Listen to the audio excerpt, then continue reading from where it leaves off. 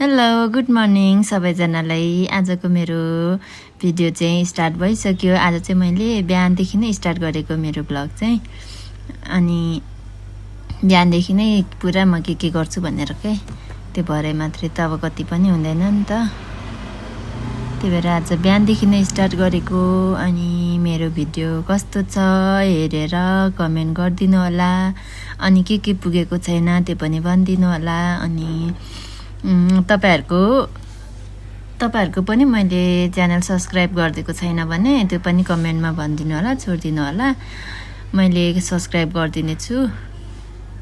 अनि मेरो चाहिँ भर्खरको हो, खासै धेरै सब्स्क्राइबर पनि छैन। त्यही भएर एकअर्कालाई सपोर्ट गर्दै जाउँ। अब सब्स्क्राइब मेरो यो च्यानलमा चाहिँ 1000 सब्स्क्राइबर पुर्याएकै छैन के। कसरी पुर्याउने होला हौ? तपाईहरुलाई केही आइडिया छ भने भनिदिनु। कसरी पुर्याउने हो 1000 सब्स्क्राइबर? अनि भिडियोमा भ्युज पनि जाँदैन हौ। त्यो सर्ट भिडियोमा चाहिँ अलिक जाँदो रहेछ, तर त्यसमा कति मिलियन भ्युज पुर्याउनु पर्ने, त्यो पनि 28 दिनमा। कसरी पुर्याउनु हुन्छ हौ तपाईहरु? मलाई त लास्टै गाह्रो पो होला जस्तो छ। सक्दिनँ होला कि क्या हो यो त मोनेटाइज, यो युट्युब च्यानल मोनेटाइज गर्नलाई त।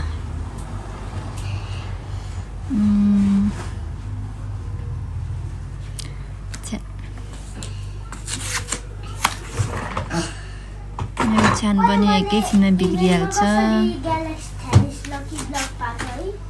म चाहिँ अब ब्रस गर्न लागेको। यो मेरो टुथपेस्ट चाहिँ किन मैले चाहिँ अर्के भने, यो दाँत सिरिङ हुने खालको पनि, सिरिङ भएको पनि यो टुथपेस्टले चाहिँ काम गर्दो रहेछ के। त्यसले अलिक कम गर्दो रहेछ दाँत सिरिङ हुने। अनि अब चाहिँ म खानातिर लागेको। अब चामल पखालेर खाना बनाउँछु। आज छोराको पनि स्कुल छ, त्यही भएर छिटो गर्नुपर्छ। अनि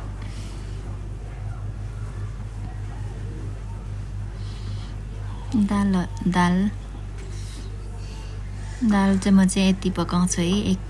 यतिले चाहिँ म चाहिँ फेरि दाल दिनमा एकचोटि मात्रै पकाउँछु क्या। बिहान नपकाएको बेलुका पनि त्यही फ्रिजमा राखेर त्यही खान्छु। अनि दुईचोटि झ्याउ लाग्छ कि कति पनि पकाउनु पर्दैन, यति थोरै पकाउनु पर्छ। अनि डबल कसले पकाइराख्ने। त्यही भएर म त एकैचोटि पो पकाउँछु बिहान बेलुका पुग्ने गरी। समय पनि बचत, ग्यास पनि बचत।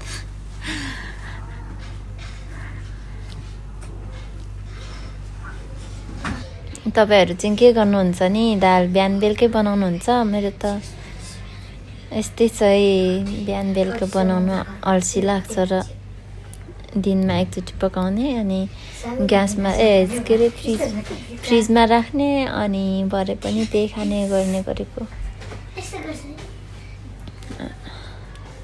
कति पकाइबस्नु त हो। अनि बिहान बेलुका लास्टै झ्याउ लाग्ने क्या। त्यो छ्याड गरेर किचन उयो सबै फोहोर मात्रै हुन्छ बिना बित्थामा। एकचोटि पकायो बरु लन्च हिसाब। अब खाना यता पाक्दैछ। दाल अब बसाइसक्नु लागे। दाल एकैछिनमा पाक्नु त। अब तरकारी चाहिँ बाँकी नै छ क्या। तरकारी नै केही पकाउनु वाक्क लाग्छ हौ तरकारी पनि बिहान बेलुका। अहिले चाहिँ खाना दाल दुइटै बसाइसकेँ। मैले तरकारी बनाएको चाहिँ भिडियो बनाइनँ, ढिलो बसेको थियो नि त। त्यही भएर एकैचोटि खाना खाएको मात्रै बनाएको। अब चाहिँ मैले खाना खाएँ ल। मेरो चाहिँ तरकारी क्याप्सिकम र आलु अनि लप्सीको अचारको थियो। यतिकैमा मेरो अब छोरो पनि स्कुल जाने बेला भइसक्यो। अहिले चाहिँ उनी पनि सक्यो। अनि अब चाहिँ मेकअप गर्नुपर्ने हुन्छ अलिअलि। अनि यिनीहरू चाहिँ सबै मैले बुढोले उतादेखि ल्याइदिनु भएको थियो बाहिरदेखि, तिनीहरू नै लगाइरहेको छु।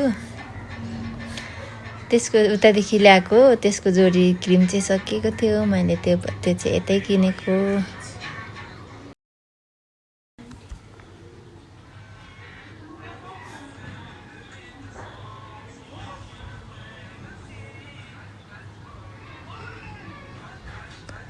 दस्तास पार्दैछु म अब यति सकेपछि चाहिँ अरू काम गर्नुपर्ने हुन्छ अनि मैले चाहिँ क्रिम चाहिँ यसमा लाउने गरेको छु यो पनि मलाई चाहिँ राम्रो लाग्छ के एकदमै खै अहिलेसम्म मलाई चाहिँ राम्रै भइरहेछ अनि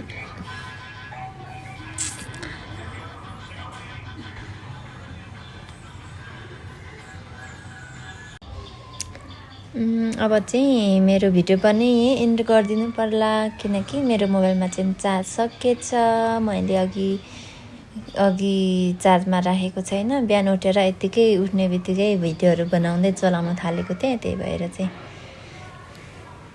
ब्याट्री पनि सकिएछ मेरो यो लिपस्टिक चाहिँ बुढाले ल्याइदिनु भएको है कोरियाबाट मेरो बुढालाई चाहिँ अलिक रातो मन पर्दैन के त्यही भएर चाहिँ यस्तो लिप बाम जस्तो मात्रै काम गर्ने कलरै नदेखिने खालको ल्याइदिनु भएको थियो पाउडर चाहिँ मैले लास्टमा लाउँछु यस्तो वाला